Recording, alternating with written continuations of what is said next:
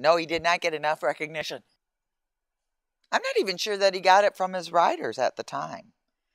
I think there's many now that go back and rewind that time with him and say, oh yeah. But I think that, you know, I don't know that they knew who they were being taught by. Jim and Claire were both ex-Marines, and when they come back from the war in 45, they missed a lot of their good years. And when they came home, I think they were going to have a good time, come hell or high water, because sure as hell beat getting shot at and being in the Philippines. It was pretty hard-nosed Marine guys, you know. One time they went to Canada for a race, and there was Claire and Mike. I can't remember who else. There were 4 guys that went.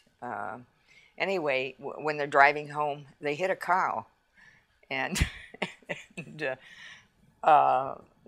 one of the guys said, "Well, do you think we can keep it and take it with us?"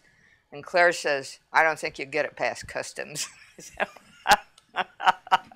Ronnie Seagar, when he was 13 years old, I'd meet him at 6 Mile Road in Woodward, and I'd take him with me to Pontiac.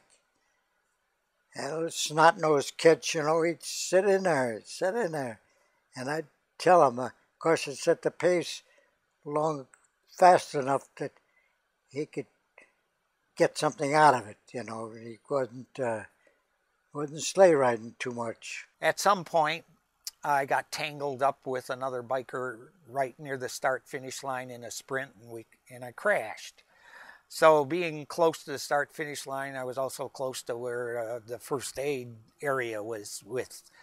So though the first aid people kind of dragged me off to the side, and they're tending to my wounds, wrapping things around my arms and whatnot. And all of a sudden, Mike shows up, and he says, "What the hell are you doing there? Get back in that goddamn race. You get a free lap." Said, you know. So, you know, I get my bike and get ready. Mike, and when the pack comes around, I'm on my bike. Mike throws me into the race. Well, my future wife there, she thought, "Oh, what a horrible man that Mike Walden is, making my injured warrior go back into that race with all this blood coming out of his arm and his leg." Anyway, I finished the race. I was a young guy, and Tom was a seasoned veteran by then. And he took me up to Canada, to Delhi, Canada, on an indoor velodrome where I had never ridden in my life. And he fell down about 4 times in the same race. But everybody loved him because he kept getting up and he kept going again, you know. So he got last place, but he was the hero that night. And I would fall, and I'd get skinned up, and I'd get back. And it took several hours. But the interesting thing was when they got all done, all these great bicycle racers, they had a prize in the end. They had a $50 prize for the most popular rider.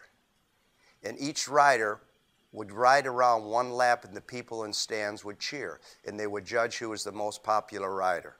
I got the sympathy vote, and I won the $50. I was coming up some side street near Outer Drive, and I saw you go by. And I chased you down. You know, you weren't going hard or nothing, but I could see your rider. You got a Wolverine jersey on. And I caught you. And I remember asking you had the abbreviation WSC on the sleeve. I said, "What's that?" And yeah, Richard here tells me, "Oh, that's Wolverine Sports Club." You know, I said, "No, man, that's Walden Still Controls." So I know about you guys.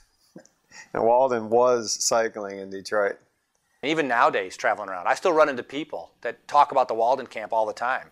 They remember Mike Raby, they remember Mike Walden and Mike Adderhole, and these guys that all were down there and you know, training in the small ring, and thought the Walden camps were the best thing since sliced bread. I mean, they loved it.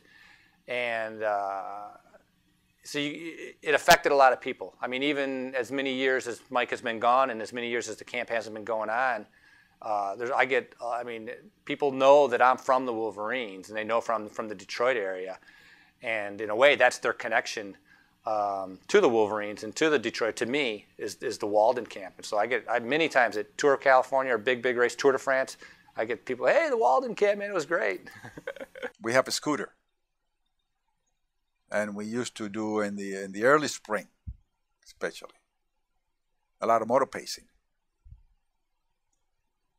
And we used to do like 100 miles, 80, 100 miles, you know, motor pacing. And sometimes we go a shorter distance, and I would get the scooter going at 35 miles an hour, and he's behind.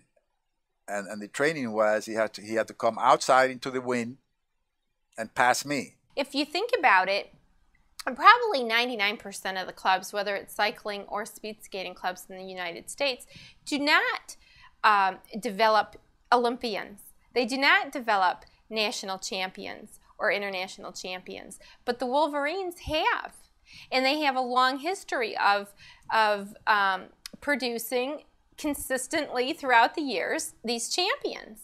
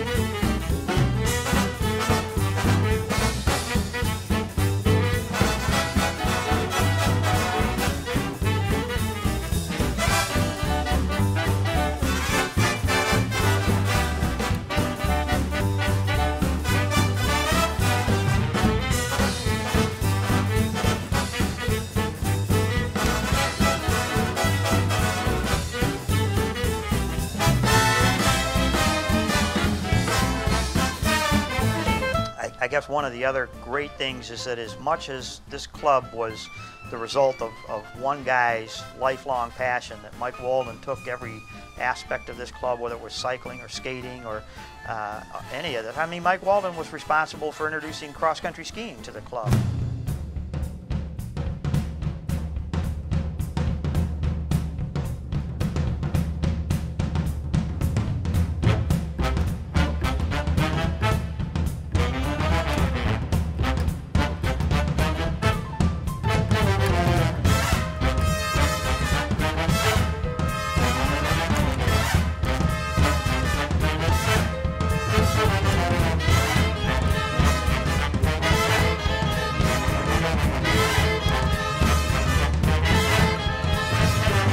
The Wolverines really gave me my start and continue to help me. I'm still a member of the club. I do ride for a UCI trade team now, and you know, it's not that that's better than the Wolverines or better than anything they can give me. It's just something different. You know, it's supported at a higher level, you know, to travel and to go do World Cups and to compete around the United States.